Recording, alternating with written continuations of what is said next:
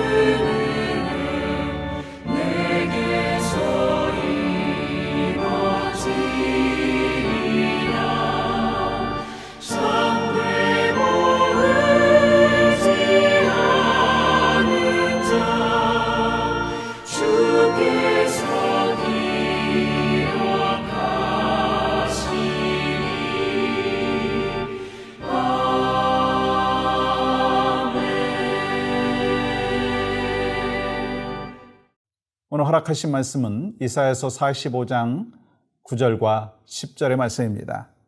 질그릇 조각 중 한 조각 같은 자가 자기를 지으신 이와 더불어 다툴진대 화 있을진저 진흙이 토기장이에게 너는 무엇을 만드느냐 또는 내가 만든 것이 그는 손이 없다 말할 수 있겠느냐. 아버지에게는 무엇을 낳았소 하고 묻고 어머니에게는 무엇을 낳으려고 해산의 수고를 하였소 하고 묻는 자는 화 있을진저. 아멘. 여러분, 오늘 본문의 시작은 참 놀랍게 이렇게 시작하고 있습니다. 9절 보십시오. 질그릇 조각 중 한 조각 같은 자.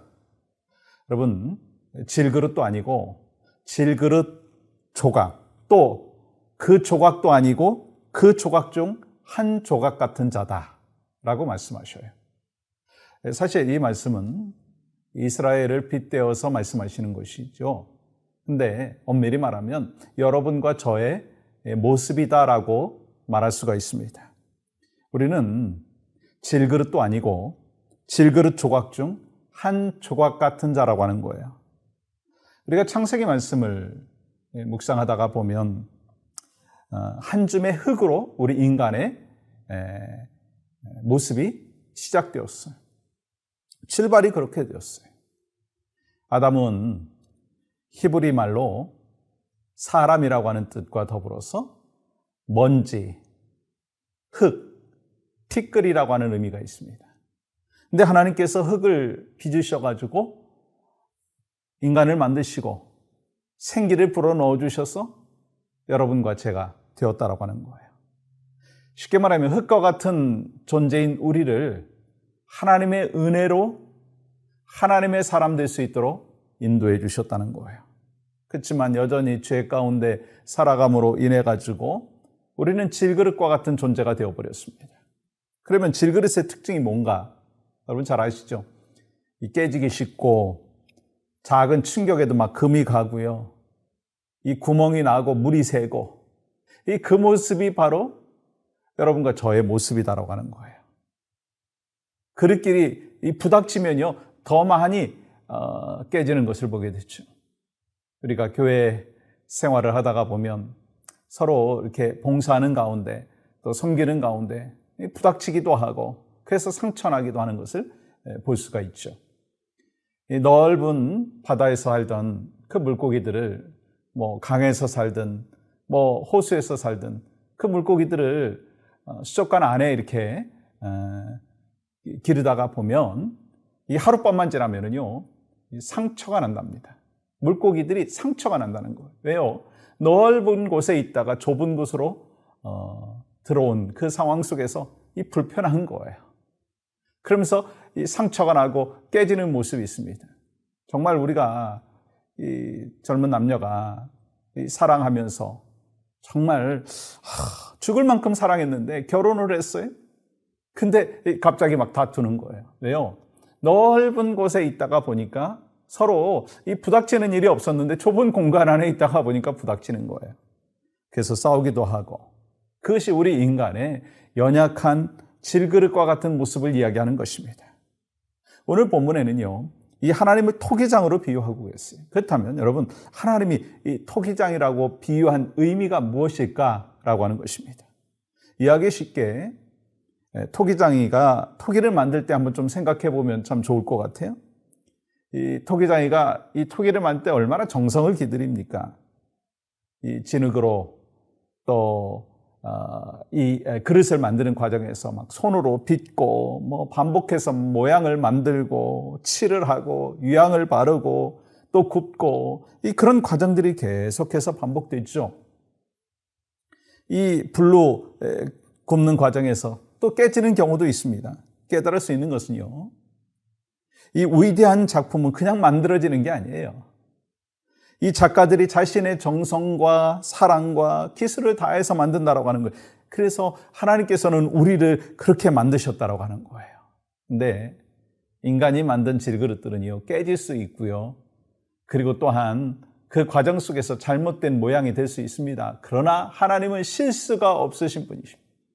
그래서 여러분과 제가 질그릇과 같은 그 존재이지만 하나님이 빚으시고 또 만드셨기 때문에 여러분과 저는요, 잠깐 깨지는 듯 하지만 하나님께서 만드신 작품이기 때문에 우리는 정말 하나님의 형상을 닮은 아름다운 모습으로 살아갈 수 있도록 은혜를 베풀어 주셨다고 하는 거예요. 그러면서 이 세상의 작품은요, 깨지고 망가지면 다시 붙일 수 없지만 하나님이 만드신 여러분과 저는요, 좀 깨지는 듯 하지만 하나님이 다듬으시고 다시 빚으시고 다시 메이크업 해주셔서 온전한 하나님의 사람으로 살아갈 수 있도록 인도해 주셨다고 하는 거예요.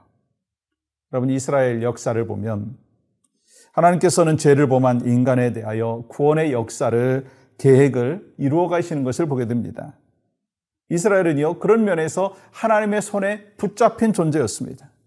이 바벨론의 포로에 살 때에도 이스라엘 백성들을 하나님께서 붙잡아 주셨어요. 근데 이스라엘 백성들이 어떻게 생각을 했어요? 우리는 더 이상 하나님이 우리를 붙잡아 주는 그런 분이 아니다 라고 생각을 했습니다. 근데 마찬가지일 거예요. 우리의 삶에 깨진 부분이 있고 상처난 부분이 있을 때 하나님이 나를 이렇게 제대로 붙잡아 주시는가? 이 퀘스천이 있을 수 있습니다. 근데 하나님은 분명히 말씀하십니다. 내가 너를 붙잡고 있다. 내가 너를 지켜주고 있다. 내가 너를 온전한 하나님의 사람으로 빚어가고 있다 말씀하시는 거예요. 그래서 여러분 10절 말씀 보시면 아버지에게는 무엇을 낳았소 하고 묻고 어머니에게는 무엇을 낳으려고 해산의 수고를 하였소 하고 묻는 자는 화 있을진저.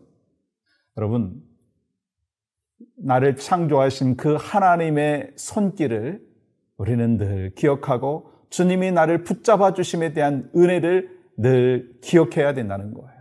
근데 창조자 하나님께서 언제 나를 이렇게 회복시켜 주실 것입니까? 언제 나를 붙들고 계십니까? 라고 하는 퀘스천만 갖고 있다면 그것만큼은 어리석은 자가 없다는 거예요. 오늘 말씀은 아주 심플합니다. 여러분과 저는 질그릇, 그 깨진 질그릇의 한 조각과 같은 존재이지만 하나님이 우리를 붙잡아 주시기 때문에 우리는 온전한 하나님의 사람으로 오늘도 내일도 살아갈 수가 있습니다. 아멘이시죠? 그 믿음을 갖고 또 함께 기도하며 나갈 때요. 이번 주에 그 EM의 페루 선교가 진행되고 있는데 성령님께서 강력하게 역사하셔서 13명의 단기 선교사들을 통해서 하나님의 큰 은혜가 나타날 수 있도록 역사하여 주시옵소서. 또 페루에 그 현지에서 사역하시는 박용환 선교사님에게 영육간의 강건함을 주셔서 영혼들을 잘 돌볼 수 있도록 인도하여 주시옵소서. 함께 기도하겠습니다.